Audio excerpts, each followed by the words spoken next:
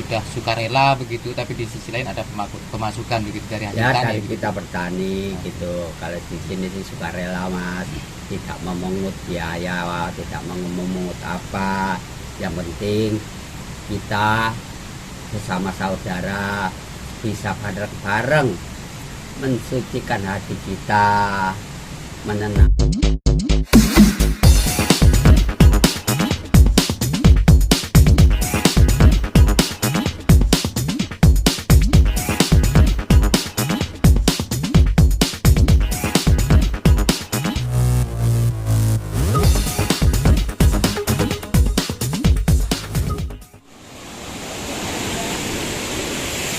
Assalamualaikum warahmatullahi wabarakatuh. Om Swastiastu, Namo Buddhaya, salam kebajikan, rahayu. Di video kali ini kita berada di Goa Putih di Kecamatan Trawas, yang kemungkinan kita ini berada di banyak sekali air terjun. Terdengar suara air terjun di kanan kiri kita. Ikuti sejarah dan ekspedisi kali ini. Jangan lupa terus like, subscribe, dan komen, share ke teman-teman agar channel kami tetap memberikan update terbaru seputar sejarah di Nusantara.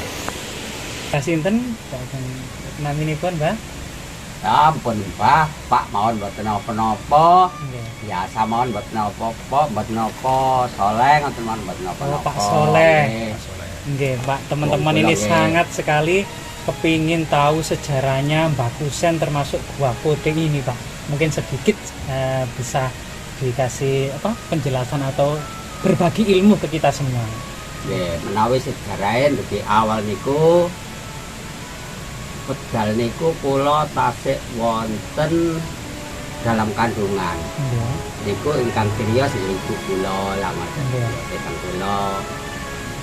Lah waktu kula dalam kandungan, Mbak Kusen niku pamit teng mriki. Pamite sekawan dasa dinten. Nah, dalam sekawan dasa dinten niku nuwun sangu karak setunggal ada ngeten. Dinten nggih kirang langkung 1 kilo lah. Tunggal kilo mawon. Nggih. Selama 40 hari lajeng wangsul. Nah, setelah teng griya pamit malih. Aku tak nang Goa Putih wae. Cek tak nambah-nambah masalah aku ki njogo. Sekiranya aku iso ngresiki hati angen-angen pikir aku kami tentang sone ngaketan. Nah, sone nggih nyumanggaaken ngoten lho. Kinten-kinten Mbah Kusen niku ten manggen ten mriki pinten taun, Pak? Pinten-pinten saking kita jenengan. Menawi ndugi kelahiran kula mulai 74. Dari ini tahun 10-an tahun. 59. 60 tahunan ya. Jadi Pak Soleh ini adalah putra kedua dari almarhum Mbah Husen. Mbah Husen adalah seorang juru kunci di Goa Putih ini. Ngoten nah. Beliaunya nggak mau Mas dijuluki juru kunci, beliau nggak mau. Ya, krono sepuh namun kurun dijuluki Mbah. Sampai hari ini Pak, wafatnya Mbah Husen itu sudah berapa puluh hari? 1 bulan yang lalu atau 2 bulan yang lalu? Ya dalam bulan ini Mas, dalam bulan ini kemarin itu dek wedal Sabtu Pahing Mas. Meninggalnya di Sabtu Pahing. Nggih. Oke. Nggih, menika Mbah Husen meninggal mancik umur pinten, Mbak? Dek sekitar 80-an sekian Mas. 80 sekian. Ada nggak pesan-pesan tertentu begitu ke Bapak dari sepeninggalannya Mbah Husen di waktu masih hidup? Namung digengken nerusaken lampahe nggih lampah ngresiki ati angen-angen pikiran namung ngoten mawon. Ada cara-cara tertentu nggak untuk membersihkan hati niku dari cara Mbah Husen, Pak? Nggih wonten Mas. Napa niku kalau boleh kita tahu gitu, Mbak? Gampang mawon kok Mas. namung ngrasakaken mlebu metune nafas kanthi ngraosaken ngantos sekecoh, ngantos tenang, tentrem, ayem. Namung ngoten. Mangke wonten petunjuk piyambak. Dadi dugi niku mangke kebeningan ati kula jenengan kebuka. Ada sejarah menapa mawon mangke saged dipirsani kan ada. Bapak berarti semenjak meninggalnya Mbah Husein dikasih amanah oleh Mbah Husein untuk jaga begitu nggih, jaga niki nggih, Gua Putih ini. Gua Putih, rawat. Nggih. Ada sejarah tertentu enggak dari Mbah Husein tentang Gua Putih ini yang disampaikan ke Bapak? Mbah Husein tidak pernah Mas mengatakan sejarah ini begini, cuma ini peninggalan Mbah Alam.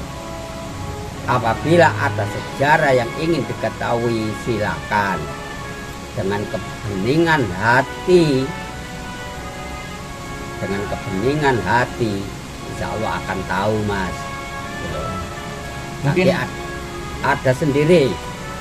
Jadi yang menunjukkan ya hati Mas sendiri, nilai Mas sendiri, nilai hati Mas sendiri.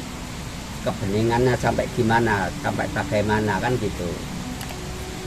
Terus di Gua Putih itu kan ada godone Hanoman nih nggih. Mohon maaf, itu bukan, kalau godo itu bukan godonya Hanoman Mas.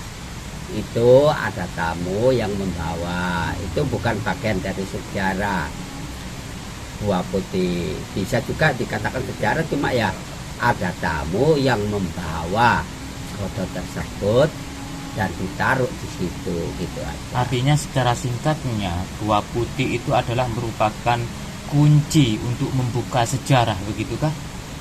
Kenapa kok sampai dinamakan Gua Alam begitu? Begitu Pak ya? Bisa Kira-kira. jadi Mas, bisa begitu karena dengan di sini namanya Gua Putih, keputihan. Kalau hatinya seputih-putihnya sampai bening, akan bisa tahu, akan bisa melihat sejarah dengan sebenarnya kan gitu. Ada cerita tutur masyarakat tentang pertarungan antara Subali dengan Sugriwa. Benar apa itu Pak? Itu analisa mereka Mas. Oh, iya. Saya juga tidak bisa mengelak. Kebenarannya juga tidak bisa dipertanggungjawabkan gitu. Ya, yang jelas Gua Putih itu menurut dari Mbah Husein yang diamanahkan ke Bapak merupakan Gua Alam. Gua Alam. Begitu saja Pak ya. Nah, kita jadikan tempat karena Gua Putih itu untuk memutihkan hati kita. Bapak ini kan dikasih amanah untuk jaga Gua Putih. Ngapunten iki ingkang kathah. Bapak sampun berkeluarga napa dereng? Sampun. Nah, kalau kan ini kan angel yang kula ngarani nggih, orang yang sudah berkeluarga begitu, jaga gua, katakan ini sudah jauh dari pemukiman. Bagaimana untuk kelangsungan hidup Bapak setiap hari untuk kebutuhannya? Kita serahkan ke alam Mas. Kita harus percaya. Kalau kita percaya, benar-benar percaya, bukan hanya di bibir, percaya. Katanya ainul yakin gitu. Hakul yakin pasti Mas. Rezeki itu akan datang dengan sendirinya. Datang dengan sendirinya, entah lewat apa. Tapi di sisi lain Pak Soleh bekerja enggak? Saya bertani Mas. Oh begitu. Ya, jadi artinya ada pemasukan lain meskipun ini sudah sukarela begitu, tapi di sisi lain ada pemasukan begitu dari hasil Ya tani. dari kita bertani gitu. Kalau di sini sih sukarela Mas, tidak memungut biaya, tidak memungut apa. Yang penting kita bersama saudara bisa bareng-bareng mensucikan hati kita, menenangkan hati kita, mententeramkan hati kita. Ya, Pak, ini kan ngapunten kula geser malih. Ini kan musim politik. Ya, menginjak ke musim politik. Jadi 2024 ini kita akan dibenturkan dengan berbagai polemik, terutama juga geser antar berbagai macam pendapat tentang pilihannya, yang jelas merubah sisi karakter dari pemuda-pemuda bangsa gitu, untuk ya sedikit pecah belah. Apa pesannya untuk generasi muda ini untuk menghadapi hal seperti itu, Pak? Yang bisa menyelesaikan semua masalah, Mas, hanya ketenangan. Kita harus tenang begitu menghadapi sesuatu, sehingga apapun yang terjadi kita tidak akan terbenturkan dari berbagai pendapat yang lain, begitu Bapak ya. Begitu, Mas, tetap tenang. Ya.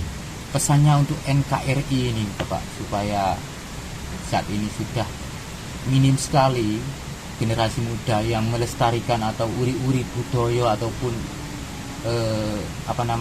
berbagai macam kulturasi di Indonesia ini. Apa pesannya, Pak?